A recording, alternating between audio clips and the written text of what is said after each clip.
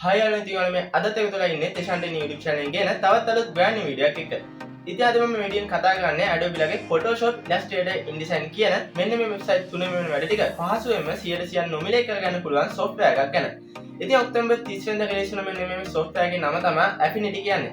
ඉතින් මේ Affinity software එක ඔයාලට 100% free use කරන්න පුළුවන්.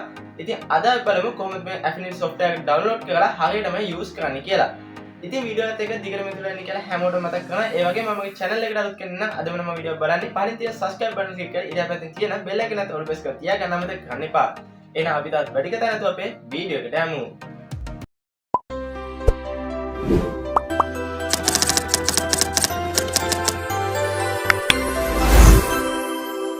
ඉතින් ඔයාලා මේ software එක open කරගන්නවා. ඔයා ඉස්සෙල්ලාම Chrome එකට ගිහින් affinity.studio කියලා මෙන්න මේ විදිහට search කරගන්න ඕනේ. ඊට පස්සේ ඔයාලට මේ වගේ ඉන්ටර්ෆේස් එකක් බලා ගන්න පුළුවන්. ඉතින් ඔයාලා මෙතන මේ දකුණු අත පැත්තේ උඩ තියෙන get affinity කියන එක උඩ ක්ලික් කරලා මෙතනින් ඔයාලගේ Google account එක select කරලා පහසුවෙන්ම ඔයාලට මේකට log වෙන්න පුළුවන්. ඊට පස්සේ ඔයාලගෙන් මෙතන අහනවා ඔයා Mac user කෙනෙක්ද එහෙමත් නැත්නම් Windows user කෙනෙක්ද කියලා. ඉතින් ඔයා use කරන එක ඔයාලට මෙතන select කරගන්න පුළුවන්.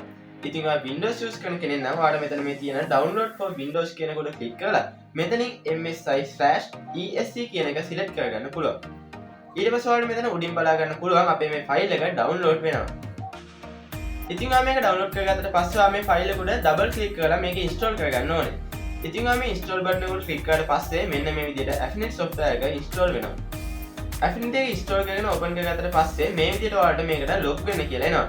ඉතින් එතනට ඔයා කැමති ඊමේල් එකක් හරි එහෙමත් නැත්නම් කන්ටිනියු ක්ලික් කරලා හරි ඔයාලට මේකට ලොග් වෙන්න පුළුවන්. ඉතින් අපි මේකට සාර්ථක කරලා දැන් ලොගින් වෙලා තියෙන්නේ.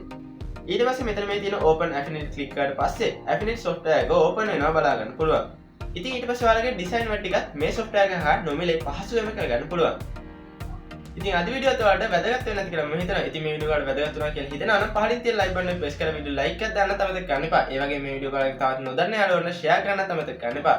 එහෙනම් මේ වගේ තවත් brand new tech related video එකකින් ඉක්මනින්ම හමු වෙමු තෙෂාන්ටේ YouTube channel එකෙන්.